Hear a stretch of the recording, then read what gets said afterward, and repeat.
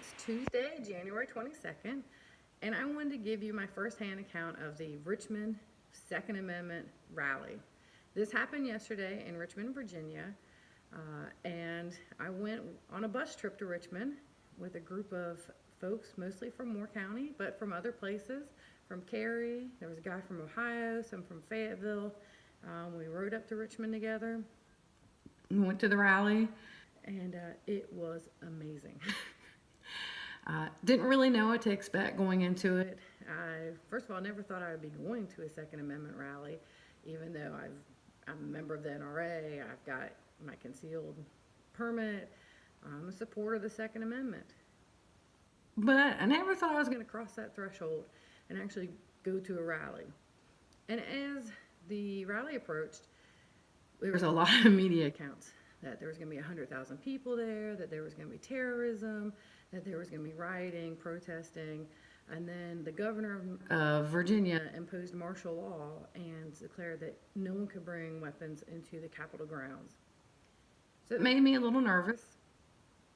Like I said, I didn't know what to expect, but I thought, well, you don't stand for something, you'll fall for anything, and all those kind of cliches. But I thought, well, we're in it now. If I'm going to preach to my children that our rights come from God and they're inalienable rights, then I should stand up for them. So, and I'd already bought my bus ticket. No, I really didn't. Well, I did, but that's not why I went. So we went to the rally, and it was amazing.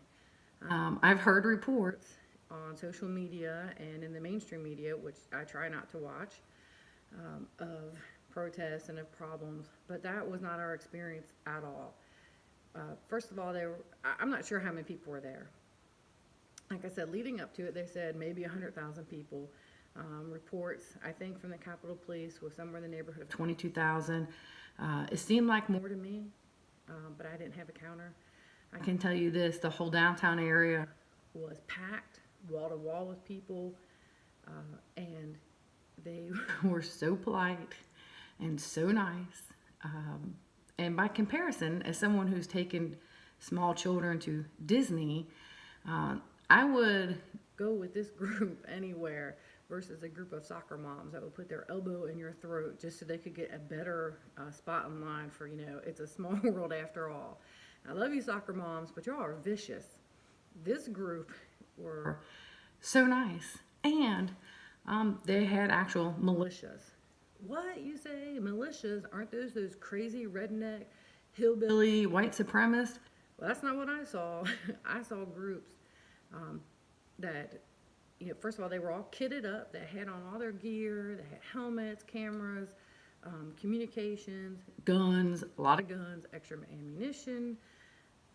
I'm not even sure what all they had. When I first saw these groups, I thought, well, that's like some kind of special response team with the sheriff's department or maybe like part of the National Guard. And so I realized, no, they were like little groups on their own. And I realized, oh, those are the militia guys. Those are the militia guys everyone keeps talking about are such white supremacists. And then I saw, they kind of have all kinds of people in those groups.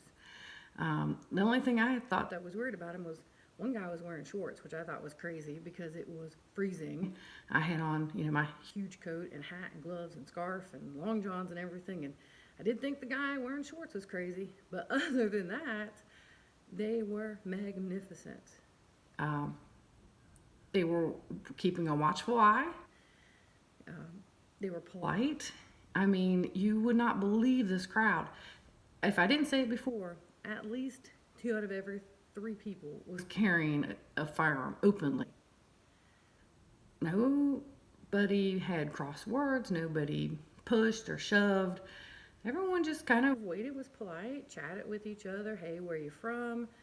We met people from Utah, Virginia, obviously, Maryland, other people from North Carolina, South Carolina, Ohio. So there was people that came all that way just to be there. So anyway, I thought it was a fantastic experience. There was no protesting. There was no conflict with the police. It was cold. It was sunny. the but it was a beautiful day. The speeches were up on the Capitol grounds. A lot of people never made it up there to see them because the crowd was so thick, and they were only letting a limited number of people onto the Capitol grounds. But it was an amazing experience. It really kind of gave life to the idea that, you know, our Second Amendment is it's kind of in danger. I mean, I'm not going to say the sky is falling down or anything like that, but there's a real push to limit that Second Amendment, and I think it's important to remember that if it weren't for the Second Amendment, or for our personal rights to bear arms, rather, this country wouldn't exist. I mean, it's as plain as that. We were freed from Britain by these very same militia guys that you see today in these bands. So I'm really glad I went. It was a long day. We got on the bus at 5 a.m. and got back way after dark. But nonetheless, it was a great trip. I wanted you to hear, you know, a firsthand account of what happened, and let me know what you think. All right, have a good day.